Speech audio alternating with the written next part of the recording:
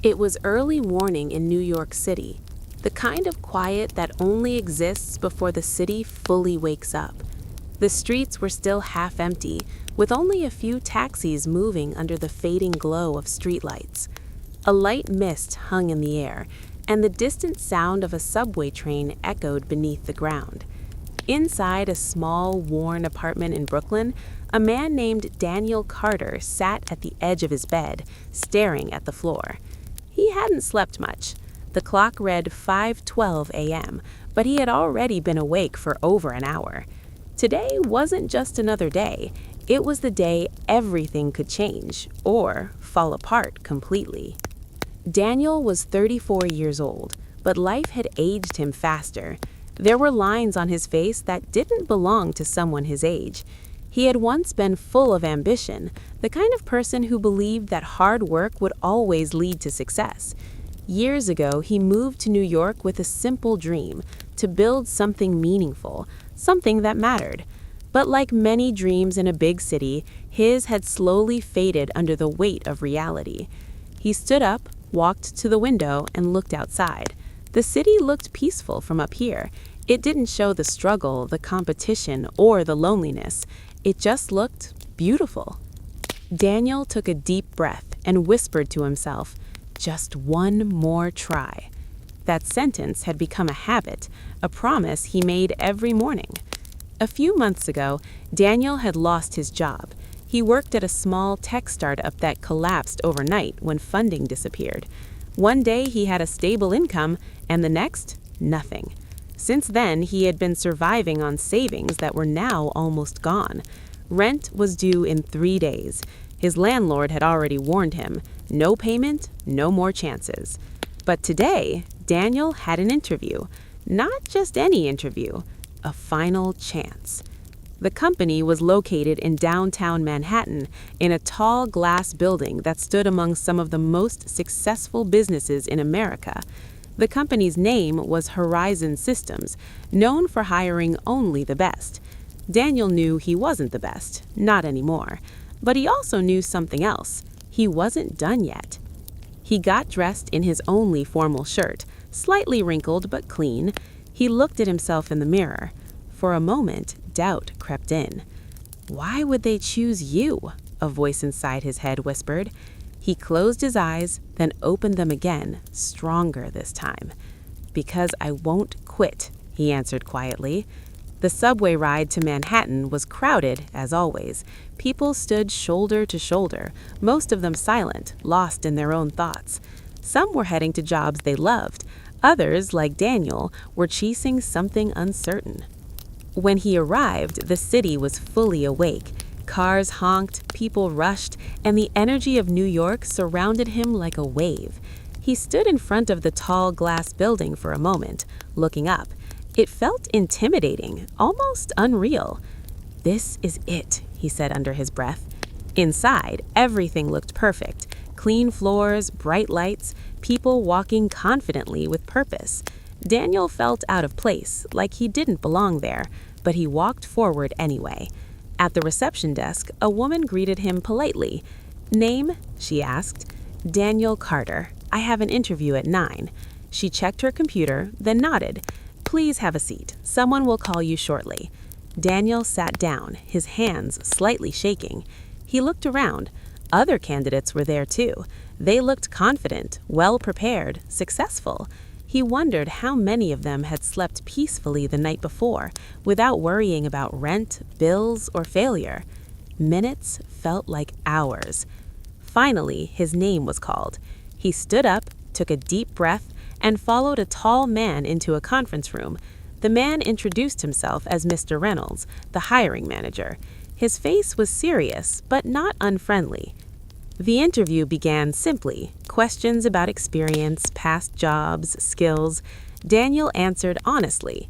He didn't try to sound perfect. He spoke about his failures as much as his strengths. At one point, Mr. Reynolds leaned back in his chair and asked, "You've had a difficult past few years. Why should we believe that you won't fail again?" The question hung in the air. Daniel paused. This was the moment that mattered most. He could give a safe answer, a typical answer, something expected, but instead, he chose honesty. "I can't promise I won't fail," Daniel said. The room went quiet. "But I can promise that I won't stop trying. I've already lost everything once. I know what that feels like, and I'm still here. That has to mean something." Mr. Reynolds looked at him carefully, not judging, not interrupting, just listening. For the first time in a long time, Daniel felt seen. The interview ended shortly after that. "Thank you for coming," Mr. Reynolds said. "We'll contact you soon." Daniel nodded, shook his hand, and walked out. As he stepped back into the busy streets of New York, he felt something strange. Relief. Not because he knew he got the job, but because he gave everything he had. The rest was out of his hands. The next 2 days were the longest of his life. Every phone notification made his heart race. Every unknown number made him stop breathing for a second. But nothing came. On the third day, the day his rent was due, Daniel sat in his apartment staring at his phone. He had run out of options. Just as he was about to give up hope, the phone rang. Unknown number. His hands trembled as he answered. "Hello? Is this Daniel Carter?" "Yes. This is Mr. Reynolds from Horizon Systems." Daniel stood up instantly. "We've made a decision," the voice continued. There was a pause, a long pause. "We'd like to offer you the position."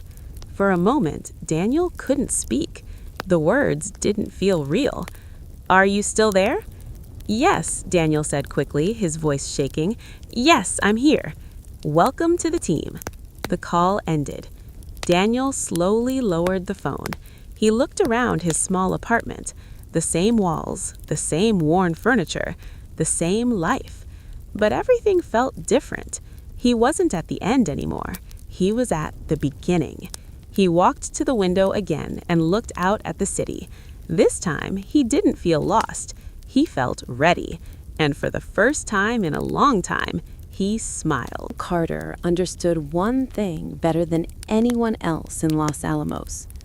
The greatest secrets were never stolen in dramatic moments. They were taken slowly, piece by piece, until no one even realized they were gone. The days at Los Alamos followed a strict rhythm. Scientists worked long hours, often losing track of time as they chased equations and theories that most of the world couldn't even begin to understand. Guards patrolled constantly. Documents were labeled, locked, and monitored. But even the most secure systems had cracks, and Daniel had started to see them. His position gave him access to multiple departments. He wasn't restricted to a single lab, which meant he moved more freely than most. He carried files. He delivered messages. He cleaned up after experiments. Invisible work. Perfect work. At first, he didn't try to steal anything. He only memorized. Small details, names of projects, fragments of equations, casual conversations between exhausted scientists who no longer cared who was listening. One name kept appearing again and again: Trinity. No one explained it fully, but the tone always changed when it was mentioned. Voices lowered, doors closed, conversations stopped. Daniel didn't need full explanations. He knew enough. It was the test, the first real detonation, and if that test succeeded, the world would never be the same again. That night, Daniel sat alone in his small room. A single dim light flickered above his desk. Outside, the desert wind whispered against the walls. He opened a small notebook. Inside, written in a code only he understood, were weeks of observations. He reviewed them carefully. Then he did something he had never done before. He began to write a report. Not in English, not in any language that could easily be traced, but in a layered cipher. Numbers, symbols, fragments. Even if someone found it, they would see nothing but meaningless scribbles. This was the first real step, the first leak. But writing the information was only half the mission. Getting it out was the real challenge. Los Alamos was heavily monitored. Every letter was checked, every package inspected, every movement recorded. There was no obvious way to send information outside. But Daniel had an advantage: patience. Over the next few weeks, he carefully studied the routines of the guards, the mail system, and the transportation schedules. He noticed something interesting. Supplies came in regularly from nearby towns: food, equipment, personal items, and occasionally they went out as well. One of the delivery drivers, a man named Thomas Reed, had a habit. He talked too much. Thomas was friendly, loud, and completely unaware of how dangerous his behavior was. He would complain about long drives, joke with workers, and sometimes accept small favors in exchange for delivering personal items. Nothing suspicious, just human nature. Daniel approached him slowly, not as a spy, but as a lonely man looking for connection. "Long day?" Daniel asked one afternoon as Thomas unloaded crates. Thomas laughed. "Aren't they all out here?" It started with small conversations: weather, food, life outside the facility. Weeks passed. Trust grew. Then one day, Daniel made his move. "I was wondering," he said casually, "would it be possible for you to deliver a letter for me? Just to a friend in Santa Fe. The system here takes forever." Thomas shrugged. "Yeah, sure, as long as it's nothing crazy." Daniel smiled slightly. "Just a personal note." That night, Daniel prepared the message, but it wasn't just a letter. Hidden within the paper fibers, written in microscopic script, encoded between harmless sentences, was information about the most dangerous project in human history. The next day, he handed it over, calm, controlled, as if it meant nothing. But inside, his heart was beating faster than ever before. If Thomas got caught, if the letter was discovered, if even a single detail seemed wrong, it would all be over. Days passed, then a week. Nothing happened. No alarms, no interrogations, no changes. The system hadn't noticed. Daniel had done it. The first piece of the Manhattan Project had just left Los Alamos.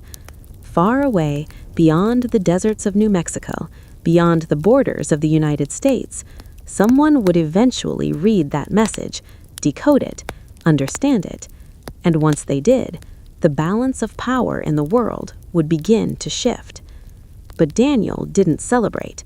He didn't relax, because he knew something was coming. Secrets this big never stayed hidden forever. And somewhere, someone was already starting to ask questions. The first sign wasn't loud. There were no alarms, no sudden lockdowns, no shouting soldiers running through the corridors. It was something far more dangerous: silence, changing its shape.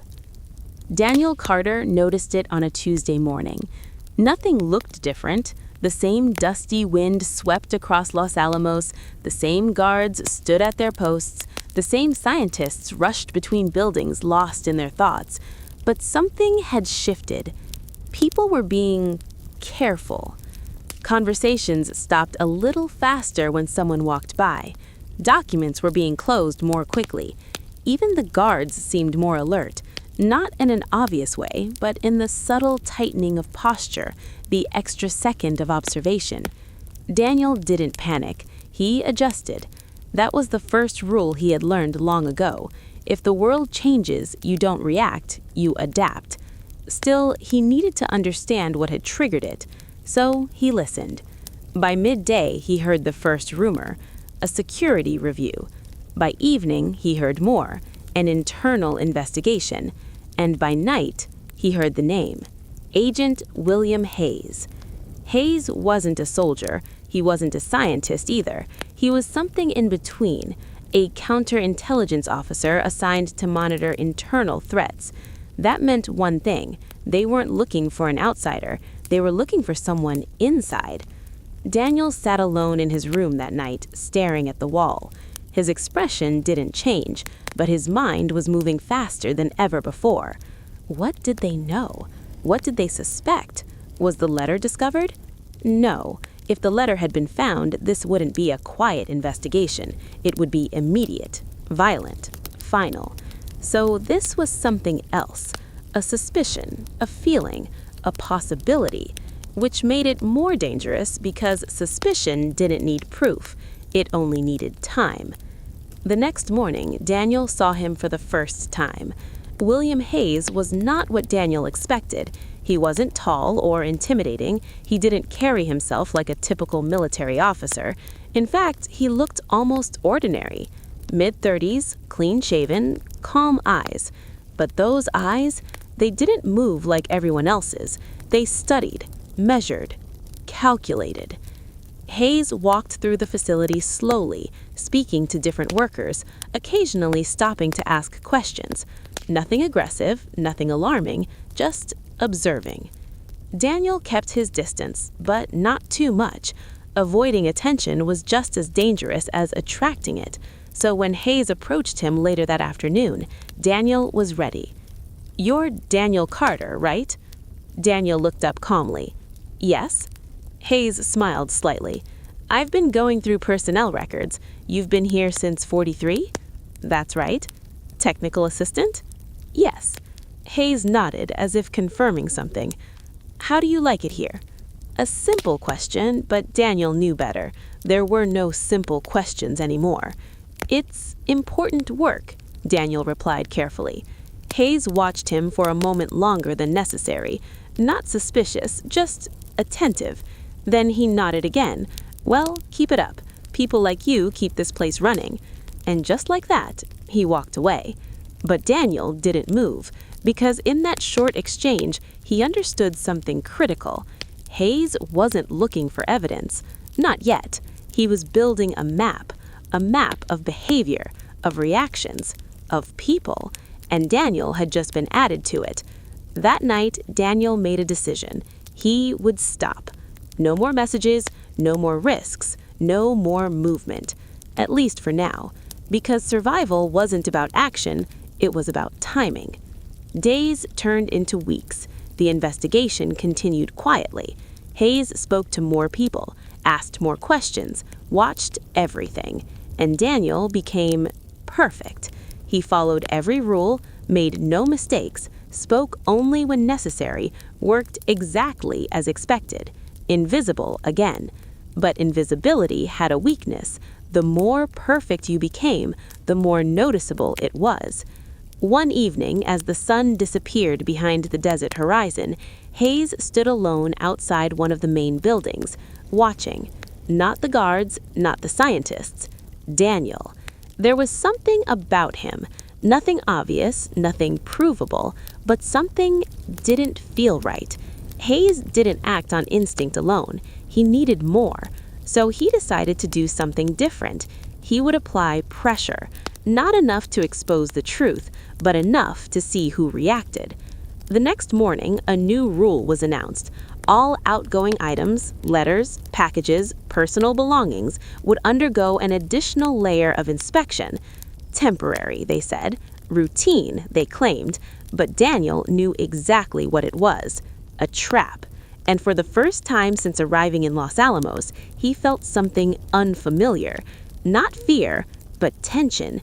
Because now the game had changed. It wasn't about stealing secrets anymore. It was about staying alive. Made no mistakes. Spoke only when necessary. Worked exactly as expected. Invisible again. But invisibility had a weakness. The more perfect you became, the more noticeable it was. One evening, as the sun disappeared behind the desert horizon, Hayes stood alone outside one of the main buildings, watching.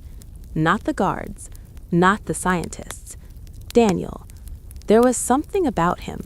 Nothing obvious, nothing provable, but something didn't feel right. Hayes didn't act on instinct alone. He needed more, so he decided to do something different. He would apply pressure. Not enough to expose the truth, but enough to see who reacted. The next morning, a new rule was announced. All outgoing items, letters, packages, personal belongings, would undergo an additional layer of inspection. Temporary, they said. The new inspection rule spread quickly through Los Alamos. Workers complained. Scientists argued. Guards enforced. Every letter was now opened, every package examined. Nothing left the facility unnoticed, exactly as Agent William Hayes intended. From the outside, it looked like routine security, but inside, it was a controlled experiment, and Daniel knew it. For 3 weeks, he did nothing.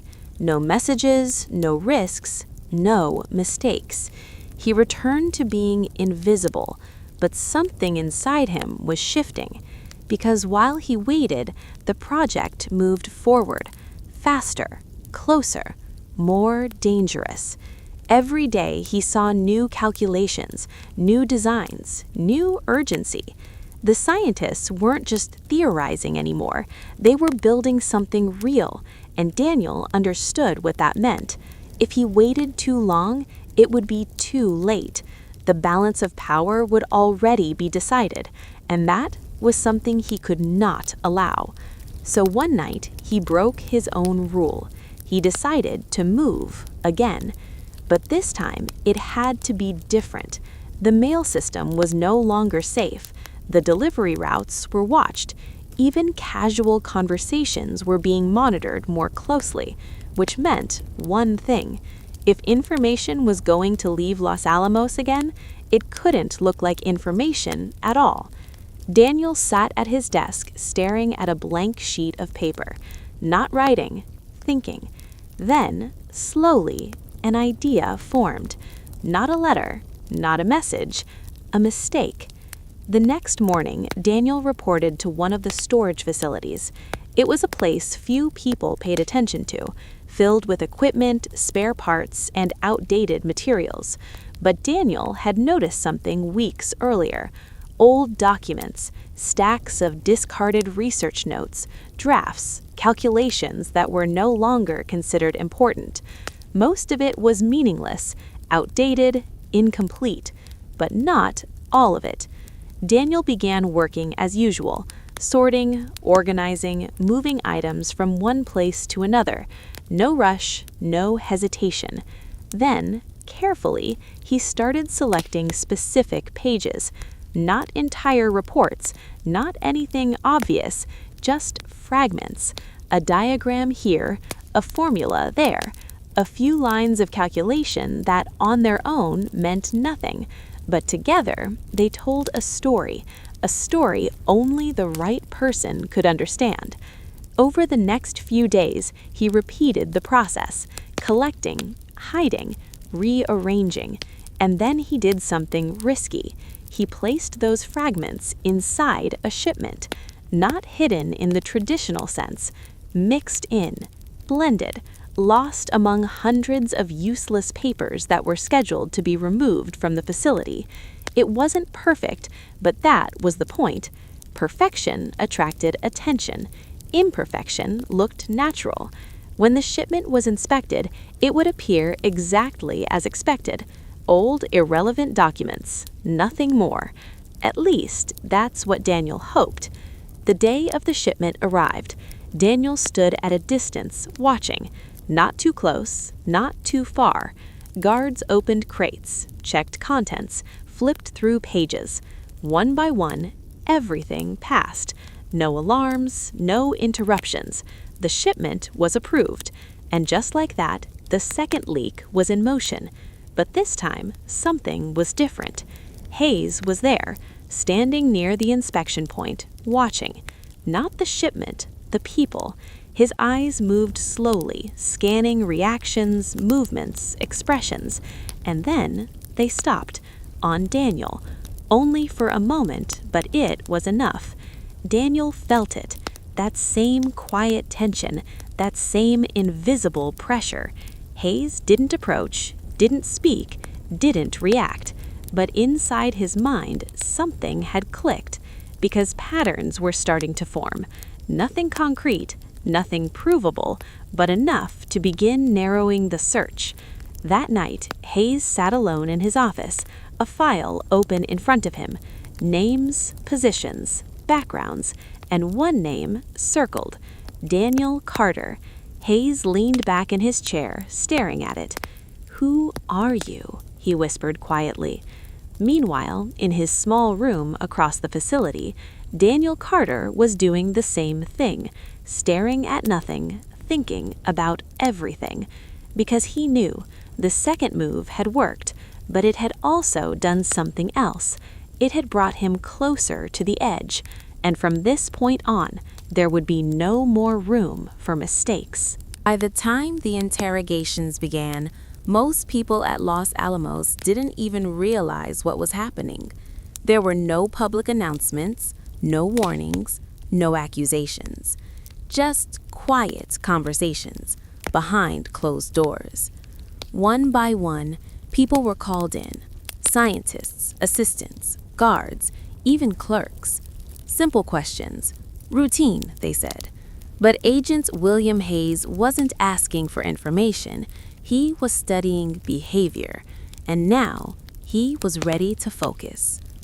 Daniel Carter's name had appeared too many times, not in reports, not in evidence, in patterns. Access to multiple departments, unusual consistency in behavior, always present, but never noticeable. Too perfect. And perfection, Hayes knew, was never natural. The call came in the afternoon. "Daniel Carter, please report to Office 3. The voice was calm, neutral. Daniel didn't hesitate. He stood up from his desk, adjusted his sleeves slightly, and walked out as if it were just another task. Inside, his mind was already preparing. Office 3 was small, minimal, a desk, 2 chairs, a single window letting in harsh desert light. Hayes was already there, sitting, waiting. "Have a seat, Daniel." Daniel sat, calm, controlled. Hayes opened a folder slowly, not looking at Daniel yet. "You've been doing good work here," he said. "Thank you." A pause. Then Hayes looked up. "Tell me about your past." Simple question, dangerous question. Daniel didn't react. "I moved to the United States in the late 1930s, he said, worked various jobs, applied here when the opportunity came. Hayes nodded slightly. "Where exactly did you come from?" "Eastern Europe." "Which country?" "A fraction of a second. Barely noticeable." "Ukraine." Hayes held his gaze. "Records say Odessa." Daniel didn't blink. "That's correct." Another pause. Longer this time. Hayes leaned forward slightly. "You ever go by another name?" There it was. Not an accusation, not a statement, a probe. Daniel's expression didn't change. "No." Silence filled the room. Hayes studied him carefully, looking for anything, any sign of hesitation, fear, inconsistency. But Daniel gave him nothing, because Daniel had trained for this, for years. Not just to lie, but to believe the lie. After a moment, Hayes leaned back. "Relax, Daniel. These are routine questions." Daniel nodded slightly. "I understand." Hayes closed the folder. "You can go." Just like that. No confrontation, no accusation. But as Daniel stood up and walked toward the door, he felt it. Something had changed. Not in the room, in the game. Because this wasn't about gathering information anymore. This was about pressure. Hayes had just tested him, and Daniel had passed. But passing once didn't mean safety. It meant something else. He was now officially on the list. That night, Daniel didn't write anything, didn't plan anything. He sat in silence, because for the first time since arriving at Los Alamos, his past wasn't buried anymore. It had been touched, and once the past was touched, it had a way of coming back. Meanwhile, across the facility, Hayes was reviewing the interview. No mistakes, no hesitation, no visible reaction. Too clean. Hayes closed the file slowly. Either he's exactly who he says he is, he murmured, or he's something much more dangerous. And deep down, he already knew which one it was. Agent William Hayes didn't believe in instincts alone, but he trusted patterns, and Daniel Carter was becoming one. The interview had given him nothing, no slip, no hesitation, no visible weakness, and that was exactly the problem. Because in Hayes' experience, every man had something, a nervous habit, a defensive tone, a moment of uncertainty. Daniel had none, which meant one of two things. Either he was completely ordinary, or he was highly trained. Hayes stood in the records office late that night, flipping through files under dim light. Most people had gone to sleep, but for him, this was when the real work began. Paper by paper, he traced Daniel's history, immigration documents, employment records, identification forms. Everything looked correct, too correct. No inconsistencies, no missing gaps, no irregularities. A perfect file. Hayes slowly closed the folder. "People aren't perfect," he whispered. So he changed his approach. Instead of looking at Daniel Carter, he began looking for someone who didn't exist, someone who should have left a trace, but didn't. Days passed. Then something surfaced. A shipping record from 1938, a passenger list from a vessel arriving in New York. Among the names, Daniel Carter. But there was something strange. The name appeared only once. No prior record, no follow-up documentation from the Port Authority beyond basic entry. It was as if he had simply appeared. Hayes leaned closer, studying the paper. Most immigrants had trails, relatives, sponsors, work contracts. Daniel had none, just a name and a clean entry. That was the first crack. Meanwhile, Daniel felt it. Not evidence, not proof, but pressure. Something unseen tightening around him, the way guards looked a second longer, the way conversations paused just slightly, the way Hayes seems to appear more often, always watching, always measuring. Daniel knew the pattern. This was escalation, which meant one thing: time was running out. That night, he opened his notebook again, for the first time in weeks. But this time, he didn't write information about the project, he wrote something else, a contingency, because every mission had one, an exit. The problem was Los Alamos didn't have exits, not real ones.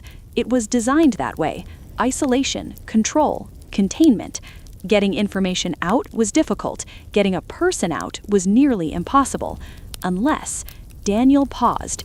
Then slowly, he began connecting pieces: supply routes, guard rotations, blind spots, moments where routine replaced attention. It wasn't a plan yet, but it was the beginning of one. Because Daniel understood something clearly now. He wasn't just being watched anymore. He was being narrowed down.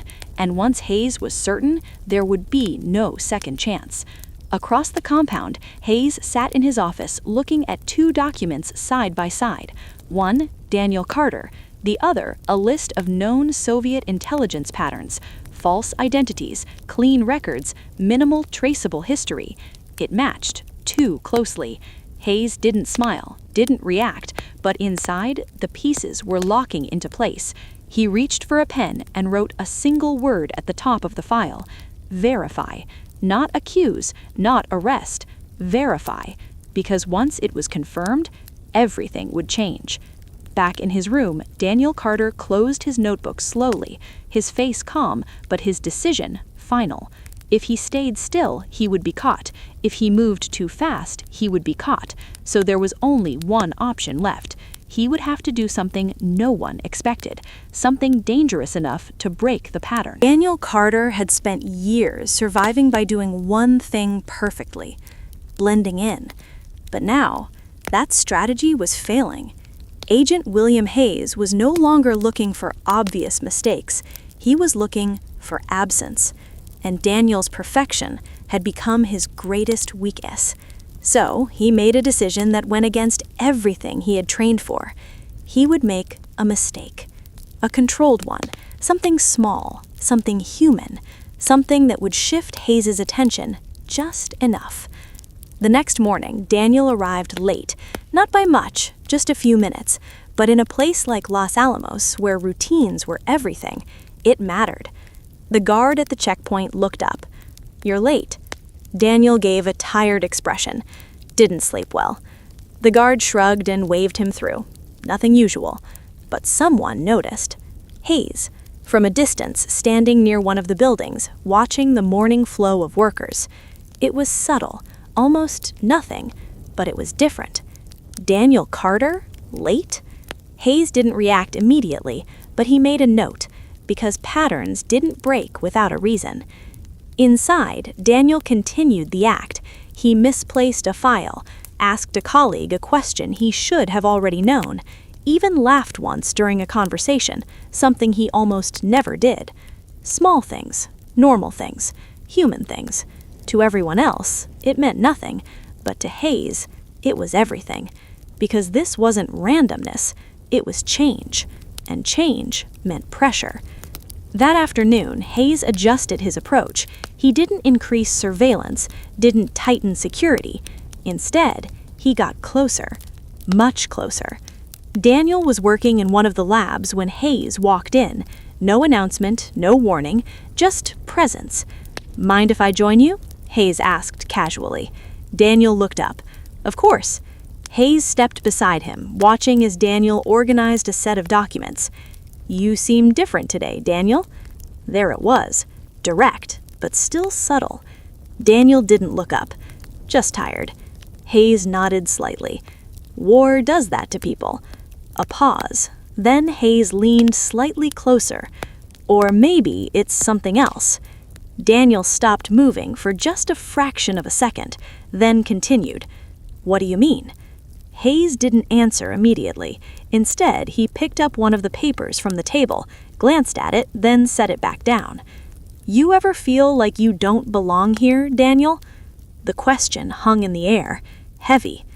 Daniel finally looked at him. "What makes you say that?" Hayes met his eyes. No family, no history anyone can verify, no past that leads anywhere. Another pause. Must be lonely.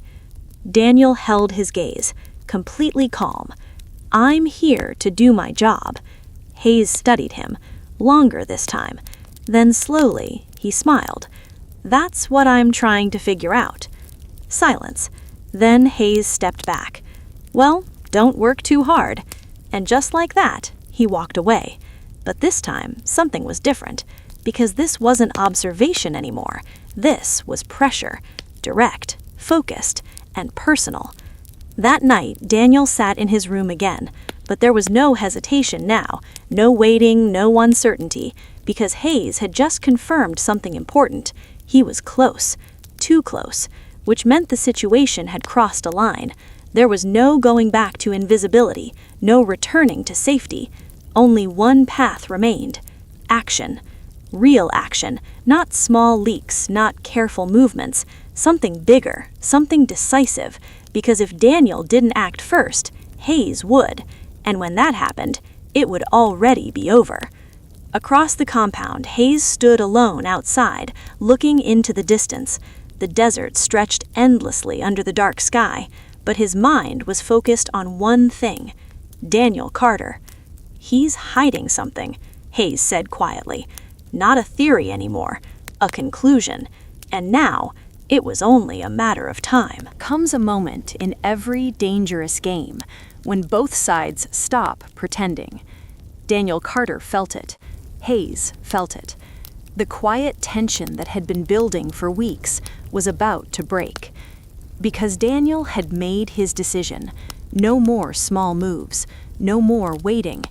If he was going to survive, he needed something powerful enough to change everything. And he knew exactly what that was. The final design calculations. Not fragments, not partial notes. The complete understanding of what Los Alamos was building. If that information left the facility, it wouldn't just shift the balance of power, it would shatter it. But getting it wouldn't be easy. Security around high-level documents had increased, access was limited, movements were tracked more closely than ever. Only a handful of people could even get near those files. Daniel wasn't one of them, which meant he would have to become something he had never been before: visible. The opportunity came at night. Los Alamos never truly slept, but it slowed. Fewer people, less movement, but also less attention in certain places. Daniel had spent days mapping those moments: guard rotations, lighting patterns, unlocked doors that shouldn't have been unlocked, small cracks. Tonight, he would use them. He moved quietly through the dim corridors, not rushing, not sneaking, walking like he belonged, because confidence was the best disguise. The building that held the critical documents was heavily restricted, but Daniel had prepared for this. Earlier that day, he had accidentally assisted a senior scientist, helped carry materials, earned a brief moment of trust, long enough to access a key. Not permanently, just long enough to create an impression, and impressions could be recreated. When Daniel reached the door, he didn't hesitate. He unlocked it, stepped inside, closed it behind him, and just like that, he had crossed the line. Inside, the room was quiet, filled with cabinets, locked drawers, stacks of controlled documents. The air itself felt heavy. Daniel moved quickly now. He knew he didn't have much time. He found the section he needed, files labeled with restricted codes. His hands remained steady as he opened them. Page after page, he scanned. Complex equations, detailed schematics, the heart of the project. Even without fully understanding every detail, he knew this was it. This was the weapon, and this was what the world would soon fear. Daniel didn't try to take the documents. That would be impossible to hide. Instead, he did something far more dangerous. He memorized, line by line, pattern by pattern. His mind, trained for years, absorbed everything it could. Not perfect, but enough. Enough to recreate, enough to inform, enough to change history. Minutes passed, then suddenly, a sound. Footsteps, outside the door. Daniel froze, not moving, not breathing. The handle shifted slightly, then stopped. Silence. A voice. Probably nothing. Footsteps fading away. Daniel waited. 5 seconds, 10. Then slowly, he moved again. He closed the files, locked everything exactly as it had been. No trace. Or, at least, that's what he believed. He stepped out into the corridor, calm, controlled, and walked away. But what Daniel didn't know was that someone else had been watching that building that night, from a distance. Agent William Hayes. He hadn't seen Daniel enter, but he had noticed something else, a light in a room that shouldn't have been in use. And for Hayes, that was enough. Because now, it wasn't just suspicion, it was direction. Back in his room, Daniel sat down slowly, his face calm, but inside, everything had changed. Because tonight, he had crossed a line he could never uncross. This wasn't just espionage anymore. This was history. And now, the race had truly begun. The hunt began. Agent William Hayes didn't believe in coincidences, not in a place like Los Alamos. So when he saw the light that night in a room that should have been empty, he didn't ignore it. He remembered it, and the next morning, he acted. There was no announcement, no alarms, just a quiet shift in focus.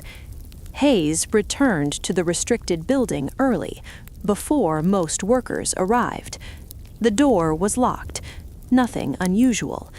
Inside, everything looked normal. Files in place. Drawers closed. No signs of forced entry. To anyone else, it would have ended there. But Hayes wasn't looking for obvious mistakes. He was looking for disturbance. He moved slowly through the room, carefully, deliberately. Then he saw it. A file, placed back correctly, but not perfectly. The angle was slightly off, barely noticeable, but enough. Hayes stared at it for a long moment. Then he smiled. Not because he had proof, but because now he had confirmation. Someone had been here, and more importantly, someone had accessed the most sensitive information in the entire facility. The game was over. Now it was a hunt. By midday, Hayes had narrowed his list. Access, movement, opportunity. Very few people could have done it. Fewer still matched the pattern he had been building. And at the top of that list, Daniel Carter. Daniel felt it before anything happened. That same pressure, but stronger now, sharper. People weren't just observing anymore. They were watching. Guards lingered longer. Supervisors asked more questions. Even casual conversations felt measured. Daniel didn't panic. He adapted.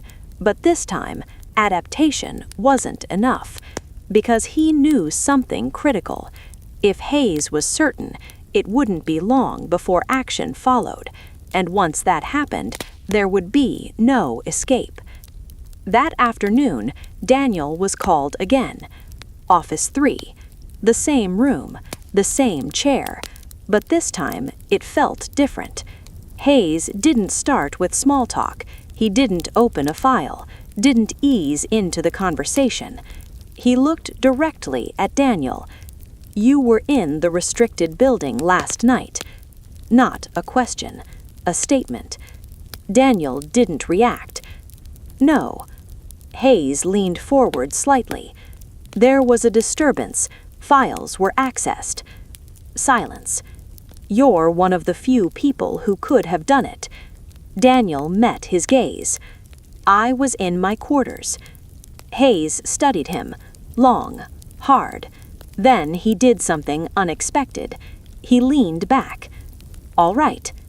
Just like that. No pressure, no accusation. Then you won't mind if we verify that. There it was, the trap closing. Because verification meant investigation. Investigation meant exposure. And exposure meant the end. That night, Daniel didn't sit still. He didn't wait. Because now, for the first time, he wasn't ahead anymore. He was being chased. And in a place like Los Alamos, there was only one way a chase ended: capture. Unless... Daniel stood up slowly, his mind clear, his decision final. He had one last move left. Not escape, not yet, but something that would buy him time. Something bold enough to disrupt everything Hayes thought he knew. Across the compound, Hayes prepared his next step. Surveillance orders, background checks, movement tracking, all focused on one man, Daniel Carter. He's going to make a mistake, Hayes said quietly, because in his world, everyone did. But this time, he might be wrong. The deception. Daniel Carter understood something most people never did. When you're being hunted, running is the worst thing you can do, because running confirms guilt. So instead, he chose something far more dangerous. He would step closer to the hunter. The next morning, Daniel did something completely unexpected. He went to Hayes. Not called, not summoned. He walked straight to Office 3 and knocked. Inside, Hayes looked up. For the first time, surprised. "Come in." Daniel stepped inside calmly, closed the door. "I want to help," he said. Silence. Hayes leaned back slightly, studying him. "Help with what?" Daniel held his gaze. "The investigation." That was not what Hayes expected. Not fear, not denial, cooperation, or at least the appearance of it. Hayes didn't respond immediately because this changed the pattern. And when patterns changed unexpectedly, it meant one of two things: truth or manipulation. "Why?" Hayes asked finally. Daniel didn't hesitate. "Because if someone is stealing information from here," he said calmly, "then we're all in danger." A perfect answer. Logical, patriotic, safe. But Hayes didn't trust perfect answers. He stood up slowly, walked around the desk, stopped just a few steps away from Daniel. "You understand the seriousness of this?" Hayes asked. "Yes." "And you're willing to be questioned again?" "Yes." "Even if it means we dig deeper into your past?" A pause, barely a second. "Yes." Hayes watched him closely. This wasn't fear. This was control. And that made it even more dangerous. "All right," Hayes said finally. "Let's start now." What followed wasn't an interrogation. It was something else. A test of endurance. Hours of questions, repeated in different ways, from different angles. Dates, names, memories. Hayes wasn't just answering questions, he was guiding. Slowly, carefully, he began introducing something new. A shadow, another possibility. "There was someone," Daniel said at one point. Hayes stopped. "Who?" Daniel looked uncertain, just enough to feel real. "I don't know his name."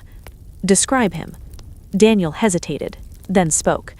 "He worked in storage sometimes, didn't talk much, always seemed nervous." A lie, but not a careless one, a constructed one, built from real behaviors, real patterns, just not tied to him. Hayes listened carefully, because this was important. Not the description, the timing. Why now? Why bring this up after saying nothing before? "Why didn't you mention this earlier?" Hayes asked. Daniel looked down slightly. "I wasn't sure it mattered." Another perfect answer. Too perfect. The room went quiet, because now both men understood something clearly. This was no longer an investigation. This was a battle. Not of strength, but of minds. Hayes stepped back slowly. "All right, Daniel." He walked back to his desk, sat down. "We'll look into it." But inside, he didn't believe it. Not completely, because something about this felt wrong. Too convenient, too controlled. After Daniel left the room, Hayes remained still, thinking, because Daniel had just done something dangerous, not exposing himself, but shifting the narrative, introducing doubt.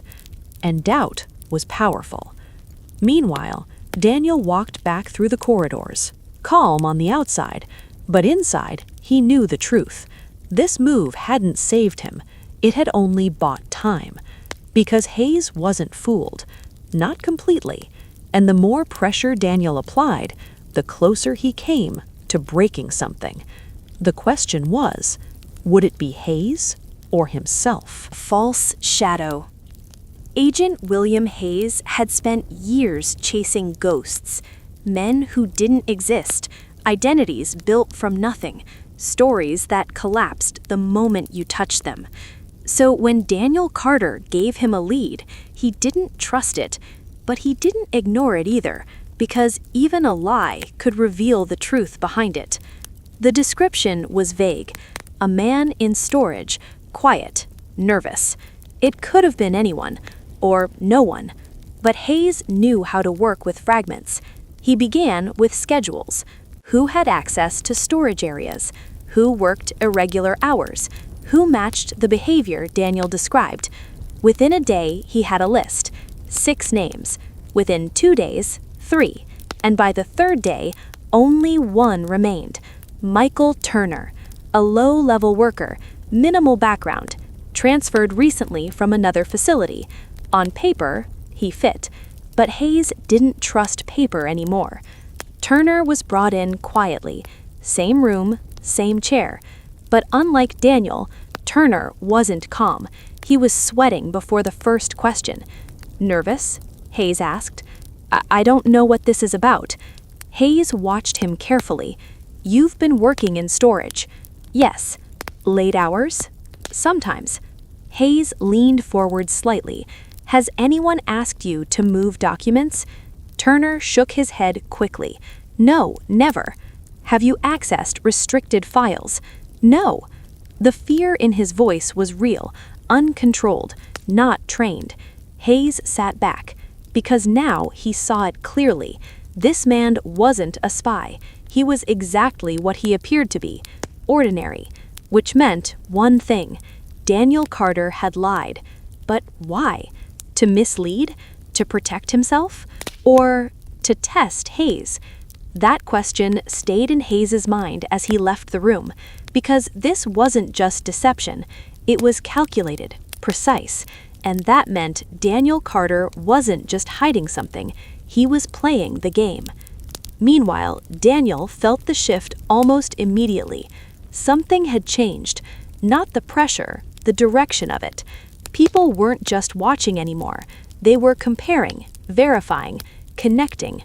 The false lead had The escape plan. The moment Agent William Hayes ordered full surveillance, the game changed completely. Daniel Carter was no longer a suspicion, he was a target. And in a place like Los Alamos, targets didn't get second chances. Daniel felt it immediately, not because someone told him, not because anything obvious happened, but because the air itself had changed. Every step he took felt measured, every movement observed. Guards weren't just guarding anymore, they were watching, and not everyone. Him. Daniel didn't panic. Panic was death. Instead, he slowed down, because when you're being watched closely, the worst thing you can do is change suddenly. So he stayed the same, worked the same hours, walked the same paths, spoke the same way. But inside, his mind was racing, because now one truth was clear. He had to leave. Not tomorrow, not next week, now. But escaping Los Alamos was nearly impossible. It wasn't just fences and guards. It was isolation, miles of desert, controlled entry and exit points, strict identification checks. No one left without authorization, unless they had a reason. That night, Daniel sat in his room, mapping everything in his mind. Supply trucks, personnel transfers, emergency protocols. Then suddenly, he saw it. A possibility. Not perfect, but possible. Medical evacuation. It was rare, but it happened. Workers got injured, fell sick, sometimes severely enough to be sent out immediately. And in those moments, security changed. Not gone, but different. Focused on urgency instead of suspicion. Daniel leaned back slowly. This was it, his only real chance. But there was a problem. He needed it to be real, convincing, immediate, because Hayes would be watching. The next day, Daniel began preparing, carefully. He didn't act yet. He observed who handled medical cases, how they were processed, which routes were used. Every detail mattered. Meanwhile, Hayes was tightening the net. Reports came in constantly, Daniel's movements, his conversations, his routines. And that was the problem. Nothing stood out. He's too clean, one officer said. Hayes nodded slowly, because he knows we're watching, which meant one thing. If Daniel was going to act, it would be soon. 3 days passed. Then, it happened. Late afternoon, one of the workshops, a sudden noise, a crash, shouting. Workers rushed toward the scene. Daniel Carter was on the ground, holding his side, breathing heavily, blood visible on his shirt. It was an accident, someone shouted. A piece of equipment, he got hit. Guards arrived quickly, then medical staff. Daniel's face was pale, his breathing uneven, his body weak, but his eyes were still calm. Within minutes, the situation escalated. "This is serious," a medic said. "He needs to be moved." And just like that, the plan was in motion. Hayes was informed immediately. Injury, Daniel Carter. He didn't move at first, just stood still, thinking. Then slowly, he said, "Prepare transport," but his eyes narrowed because something about this felt wrong. Too sudden, too convenient. Back at the scene, Daniel was placed on a stretcher, carried toward a vehicle. Guards surrounded him. Standard procedure, but procedures could be predicted, and Daniel had predicted them all. As the vehicle doors opened, he allowed himself one small thought. This is it. Either he escapes now, or he never will. Across the compound, Hayes began walking, fast, not running, but close, because now he wasn't watching anymore. He was moving, and somewhere deep inside, he already knew the truth. This wasn't an accident. It was an escape. Breakout. The engine roared to life. Dust lifted from the dry ground as a transport vehicle began to move. Inside, Daniel Carter lay still on the stretcher, eyes half closed, breathing uneven. To anyone watching, he was just an injured worker, but inside his mind, everything was sharp, focused, precise. Every second mattered now. 2 guards sat in the back, one near the door, one across from him, both alert, but not suspicious. Not yet. The vehicle passed the first checkpoint. "Medical transfer," the driver called out. The guard outside looked in briefly, saw Daniel, saw the blood, and waved them through. 1 checkpoint down, 2 more to go. Daniel didn't move, didn't speak, because timing was everything. Outside, the desert stretched endlessly, silent, empty. Freedom, so close. Meanwhile, Agent William Hayes was already moving, fast. His instincts were no longer quiet. They were screaming. He reached the control point just as the report came in. "Vehicle 3 has passed the first gate." Hayes stopped. Too fast, too smooth. "Stop that vehicle," he said immediately. "On what authority?" the officer asked. Hayes didn't hesitate. "Mine." There was a brief pause. Then, "Understood." Back in the transport vehicle, Daniel felt the shift. Not physically, but instinctively. Something had changed. The second checkpoint came into view, but this time things were different. More guards, weapons ready. The vehicle slowed.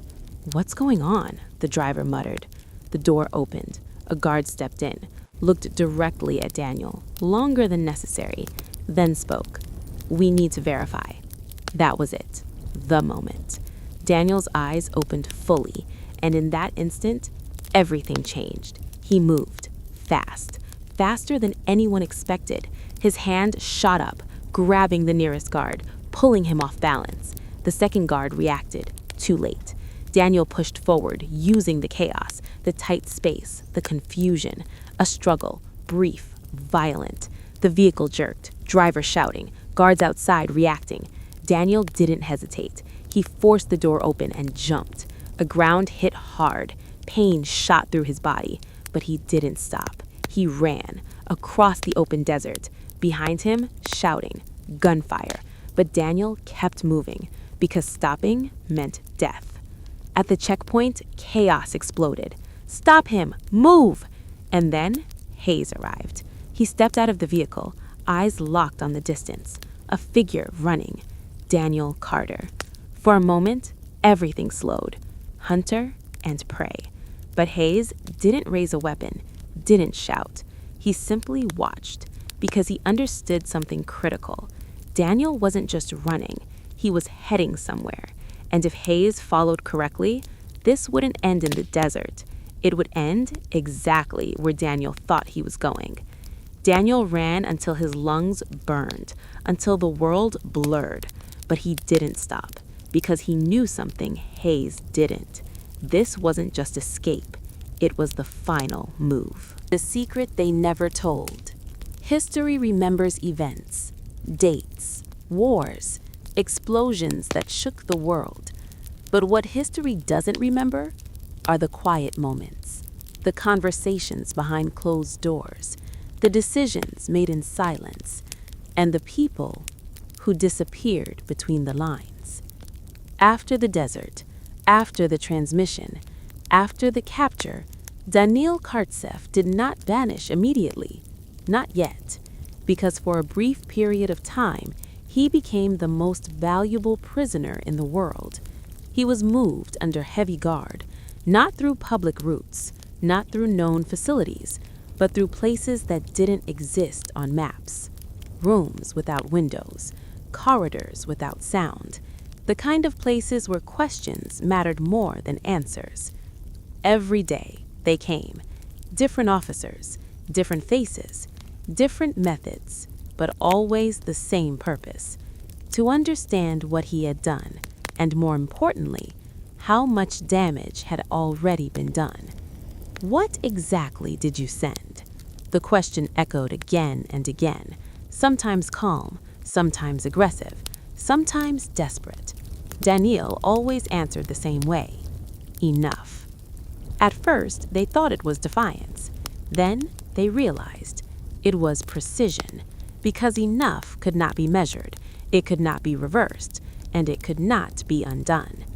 Days turned into weeks, weeks into months, and still the questions continued. Names? No. Contacts? Silence. Who trained you? A pause. Time. That answer confused them, frustrated them, but it was the truth, because Daniil Kartsev wasn't just a spy. He was the result of years of patience, of observation, of becoming invisible. Meanwhile, far beyond those walls, the world was already changing. In another country, another desert, scientists worked with urgency. Papers spread across tables, equations rewritten again and again, fragments of information coming together, not complete, not perfect, but enough. The same word, enough to begin, one scientist whispered. And that was all it took, because once knowledge exists, it doesn't disappear. Back in captivity, Daniil began to change, not physically, but in a way no one could measure. He spoke less, not because he was broken, but because there was nothing left to say. His mission was complete, and now he was simply waiting for time to catch up. One evening, the door opened again, but this time it was different. No guards, no interrogation team, just one man, Agent William Hayes. Older now, not in years, but in weight. He stepped inside slowly, closed the door behind him. For a moment, they just looked at each other. Not as enemies, not even as rivals, but as two men who had seen the same truth from different sides. Hayes broke the silence. Do you regret it? The question hung in the air, heavy, real. Daniil didn't answer immediately. He looked down for a moment, then back up, and when he spoke, his voice was calm. If I hadn't done it, a pause, you would have. Hayes frowned slightly. What does that mean? Daniil leaned back in his chair. It means power doesn't stay in one place, he said. Silence. It moves. Another pause. And when it doesn't, he looked directly at Hayes. It breaks everything. Hayes didn't respond immediately, because deep down, he understood. The weapon they had built was never meant to belong to just one side, not if the world was going to survive it. Outside those walls, the truth was already unfolding. Tests, explosions, proof that the balance had shifted. Two sides now, two powers, two forces capable of ending everything. And yet, nothing happened. No global destruction, no final war. Only tension, only fear, only silence. Years later, people would look back at that time and call it stability, but those who knew the truth called it something else, a balance of terror. And at the center of that balance was a man no one talked about. No statues, no speeches, no recognition, just a name buried in silence. Daniil Kartsev. One night, long after everything had changed, Hayes stood alone again, looking at the sky. The same sky as the desert, the same silence. And he asked himself one final question. Was he a traitor? Or was he the reason the world didn't burn? There was no answer, because some truths are too dangerous to be clear. Weight of balance. There is a strange thing about power. People think it protects. People think it controls. But in truth, power doesn't bring safety. It brings fear. Years had turned into decades. The world had learned to live differently, not peacefully, but carefully. Every decision, every conflict, every rising tension was measured against one question: what happens if this goes too far? And that question kept the world alive. Deep inside the facility, Daniil Kartsev sat in silence. His body had aged, his strength had faded, but his presence remained unchanged. Because he was no longer just a man, he was a consequence. His days were simple now. Wake up, sit, think. Sometimes he would walk slowly across the small space of his room. Other times he would just sit and listen to the silence, because silence had always been his world. One day, a young officer was assigned to observe him. New, inexperienced, curious. He had heard the whispers, the rumors, the story of a man who had changed history. And one afternoon, he finally spoke. Is it true? Daniil didn't respond at first. The officer hesitated. That you helped the other side. Still silence. Then slowly, Daniil looked up. What do you think? He asked. The officer shifted uncomfortably. I think, a pause. I think you betrayed your country. Daniil studied him, not with anger, not with pride, but with something else, understanding. Which country? He asked quietly. The officer frowned. What do you mean? Daniil leaned back slightly. I lived as an American. A pause. I was born somewhere else. Another pause. So tell me, his voice calm, steady, which one did I betray? The officer had no answer, because the question itself was the answer. That night, the officer couldn't sleep, because for the first time, he realized something uncomfortable, that the world wasn't divided into simple sides. It was divided by power and those who controlled it. Meanwhile, far beyond the walls, the world continued its delicate balance. Missiles pointed across oceans.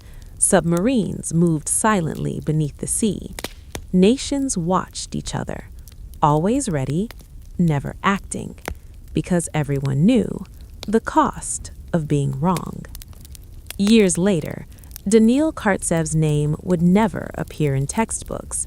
Students would learn about wars, leaders, decisions made in public, but not about the man who changed everything in silence.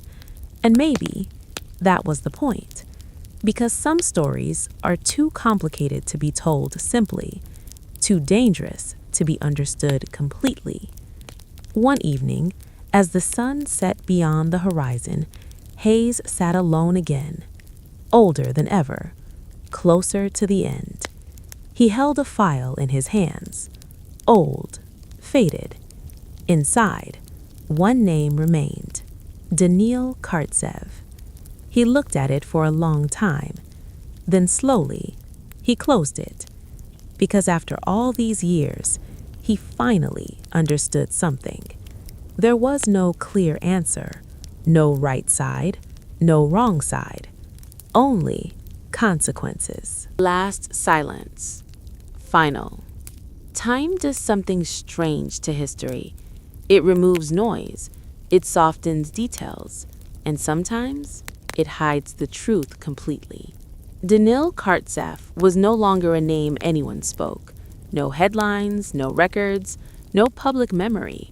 Just a man sitting in a quiet room at the edge of history. His body had grown weak, his hair completely gray, his movements slow, but his eyes still sharp, still aware. Because some people don't live in the present, they live in consequences. One final winter came, cold, silent, the kind of silence that feels like an ending. Danil sat near the small window he was sometimes allowed to see through, looking out, not at anything specific, just the world, the same world he had once changed. A guard entered quietly, paused, then spoke softly. They say the world is more stable now. Danil didn't respond immediately. Then, after a long moment, he said, "Stable doesn't mean safe." The guard didn't understand fully, but he nodded anyway, because even without understanding, the weight of those words could be felt. That night, Danil Kartsev closed his eyes, not dramatically, not with fear, just quietly, like a man who had already finished everything he came to do. No announcement was made, no news spread. The world didn't stop, didn't notice, because history had already moved on. Years later, children would grow up learning about wars, about leaders, about weapons that could destroy the world, but they would never learn about him, the man in the desert, the voice on the radio, the moment everything changed. And maybe that's how it was meant to be, because some people don't need recognition, they only need to finish their role. Far away, in another part of the world, an old man stood under the night sky. William Hayes, older now, near the end of his own life. He looked up at the stars, the same sky, the same silence. And for the last time, he remembered that night, the desert, the radio, the man who said, "It's just beginning." And now, after all these years, Hayes finally understood. It never ended. The balance, the fear, the tension, it was still there, and it always would be. Hayes closed his eyes slowly and whispered one final thought. Maybe he was right. And the most powerful moments in history are not always the loudest ones. Sometimes they happen in silence, in places no one sees, by people no one remembers. If you enjoyed this story and want more powerful, real, and mind-blowing historical stories like this, make sure you subscribe to the channel, like the video, and comment your thoughts below. Was Danil Kartsev a hero or a traitor? Because your support helps bring these untold stories to life.